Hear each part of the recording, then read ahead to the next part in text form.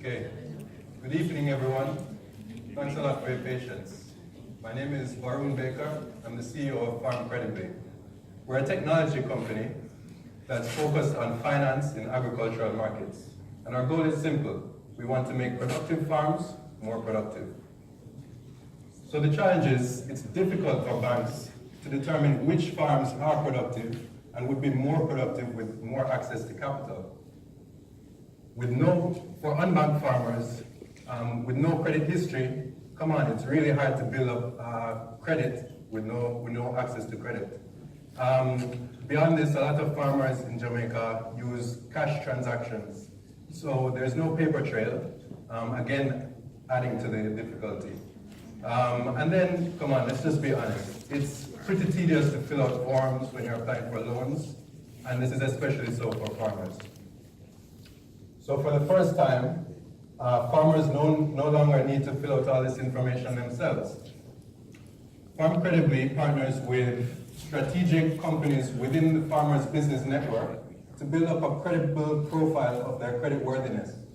That is, from inputs of seeds and fertilizers, we capture these transactions, as well as sales that the farmer is making, to build up profiles, and this is really central to our business model. Essentially, we sell credit scores, like a credit bureau. So we use blockchain to do this, and that's our real magic sauce. It has a few properties that we think are really unique and very valuable. So I have to answer that question, right? Why blockchain? I get this question a lot, especially from developers who say, why aren't you just using a database, right? And it was, honestly, the value we see in it is put most eloquently by a songwriter in Jamaica. Here, I've credited Bob Marley, but it was actually Peter Tosh who said, you can fool some people sometimes, but you can't fool all the people all the time. And that's tremendous value, because in agricultural markets, I find that they operate with very low levels of trust. But beyond this, when issuing loans, the technology on blockchain called smart contracts empowers creditors with automation of their onboarding process when they're approving loans. And this adds tremendous efficiency and cost saving. So we have an interesting growth plan that has 3 parts.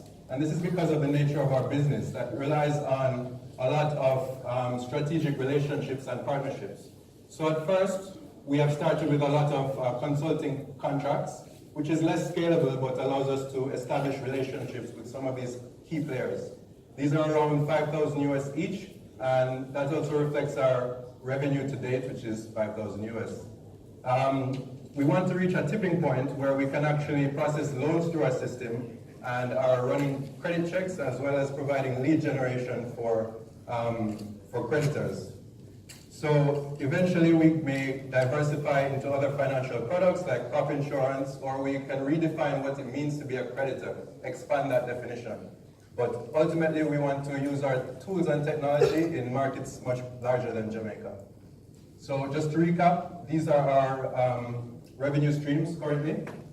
There is competition in the marketplace, and I can get back to this, but blockchain is being actively used by several startups right now. We differentiate ourselves in our ease of use and the fact that we also pay farmers for their access to their information.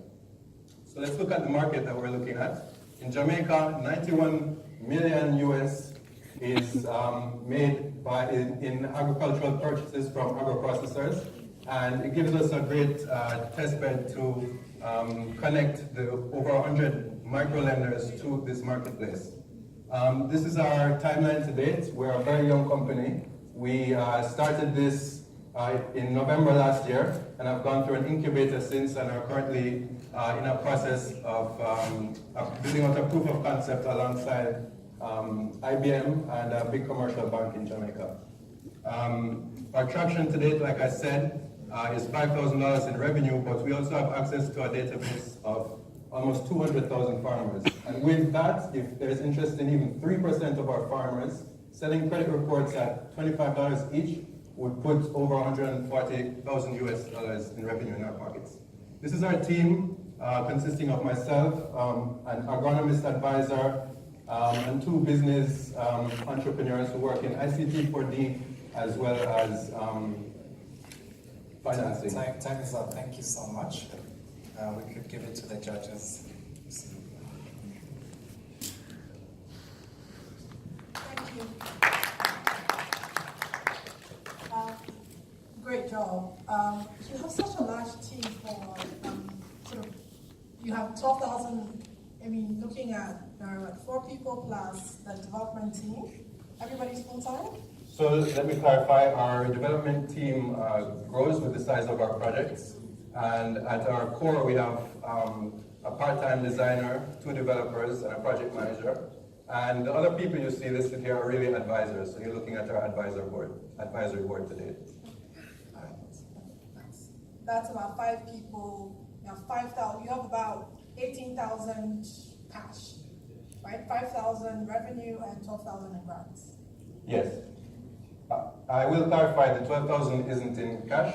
It's a sponsorship that pays for our server infrastructure at IBM. Question to the blockchain. You did a good job explaining why you want to use blockchain, because a lot of people just use it as a buzzword. So I think it can make sense in your case still to set up the smart contracts in a really good way. It's actually very time consuming, and it can be also costly. So if I understand it right, it has not been set up yet. So what will be the next steps and how will you finance this? Yes, so the next steps is, as you see for number 4, to actually start publishing some of these smart contracts. So we'll start with very simple cases.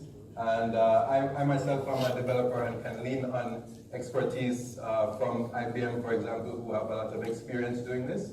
And so you do spend a lot of time doing it, but the nice thing is once you scale, because typically a bank or financial institution actually has to pay individuals to prepare reports every single time they want to process one loan. Once this is put together, it becomes automated in a way that really provides a lot of cost savings.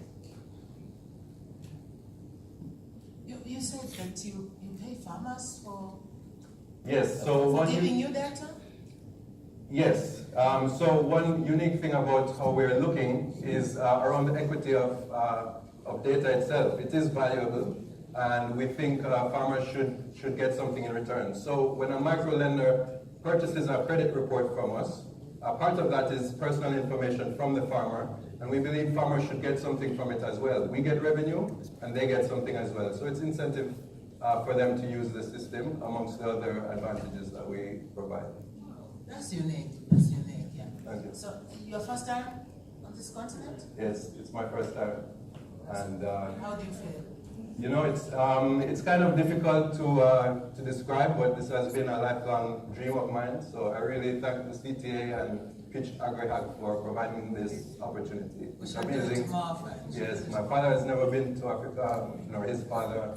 So yeah, I'm very so how happy. do you see what you're doing actually sort of linking with the bigger continent?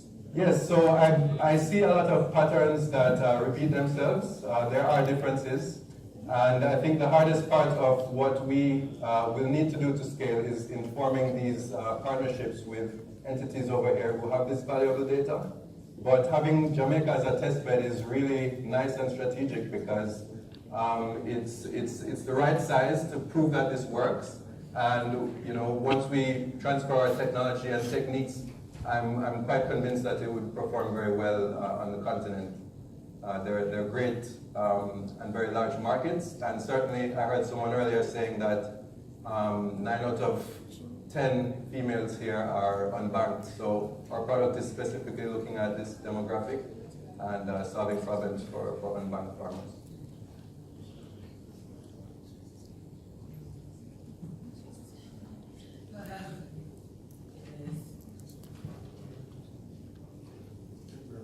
Good job. Okay. Thank you. Woo! Jamaica! Caribbean!